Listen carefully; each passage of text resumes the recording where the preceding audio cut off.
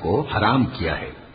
اور اس کو بھی کہ تم کسی کو اللہ کا شریک بناؤ جس کی اس نے کوئی سند نازل نہیں کی، اور اس کو بھی کہ اللہ کے بارے میں ایسی باتیں کہو جن کا تمہیں کچھ علم نہیں۔ اور ہر ایک امت کے لیے موت کا ایک وقت مقرر ہے، جب وہ آ جاتا ہے تو نہ تو ایک گھڑی دیر کر سکتے ہیں اور نہ جلدی ہی کر سکتے ہیں۔ اے بنی آدم،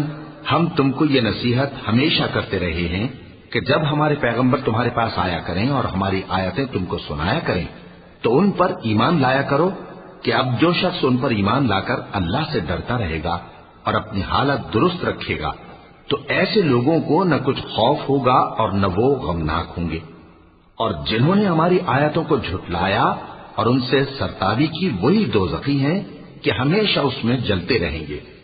پس اس سے زیادہ ظالم کون جو اللہ پر جھوٹ باندھے یا اس کی آیتوں کو جھٹلائے؟ ان کو ان کے